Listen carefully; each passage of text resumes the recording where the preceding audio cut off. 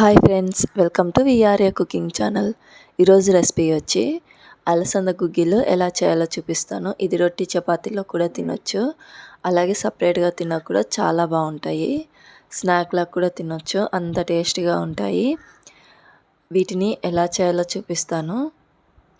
అలాగే నా ఛానల్ని ఫస్ట్ టైం చూసినట్టయితే సబ్స్క్రైబ్ చేయడం మాత్రం మర్చిపోకండి.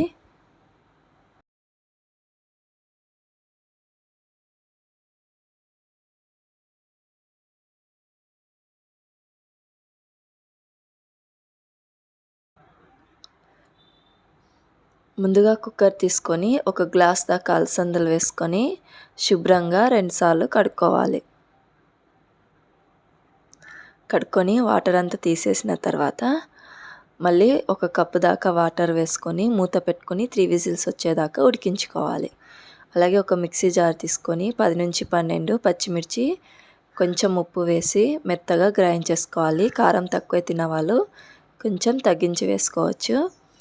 అలాగే బాండి పెట్టుకొని 4 to 5 టేబుల్ స్పూన్ ఆయిల్ వేసుకోవాలి.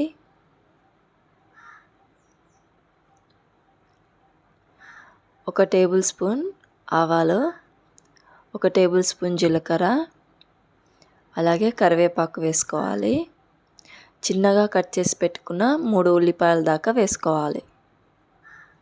వేసుకొని మొత్తం కలిసే విధంగా ఒకసారి కలుపుకోవాలి.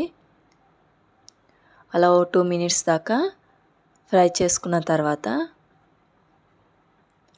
1/2 టేబుల్ స్పూన్ పసుపు వేసుకోవాలి. వేసుకొని ఇంకోసారి కలుపుకోవాలి.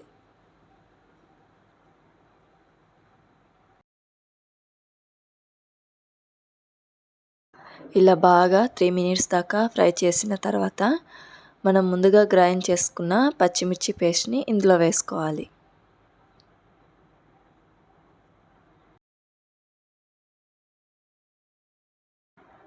పచ్చిమిర్చి పేస్ట్ మొత్తం వేసి మొత్తం బాగా కలిసే విధంగా కలుపుకోవాలి.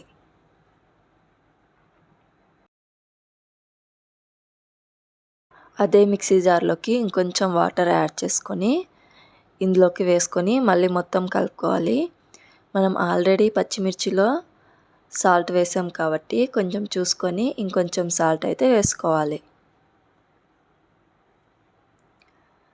ఇలా ఒక 3 నిమిషాల దాకా ఉడికించుకోవాలి.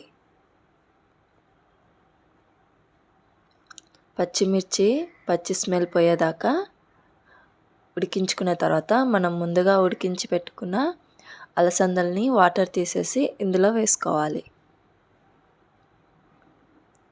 ఈ అలసందలు అంతా బాగా కలిసే విధంగా కలుపుకోవాలి.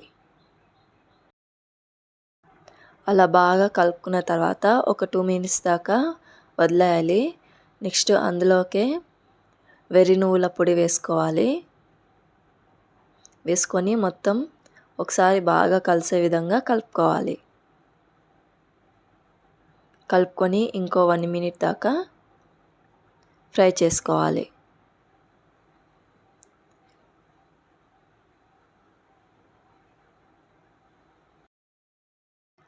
వన్ మినిట్ అయిన తర్వాత స్టవ్ ఆఫ్ చేసుకొని సర్వ్ చేసుకుంటే అలసంద గుగ్గిలు రెడీ అయిపోయినట్టే. ఇవి వేడివేడిగా తింటే ఇంకా చాలా అంటే చాలా బాగుంటుంది.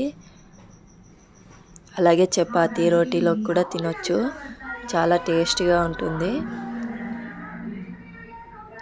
మీరు కూడా ఒకసారి ట్రై చేసి చూడండి. అలాగే నా ఛానల్ని ఫస్ట్ టైం చూసినట్టయితే సబ్స్క్రైబ్ చేయడం మాత్రం మర్చిపోకండి.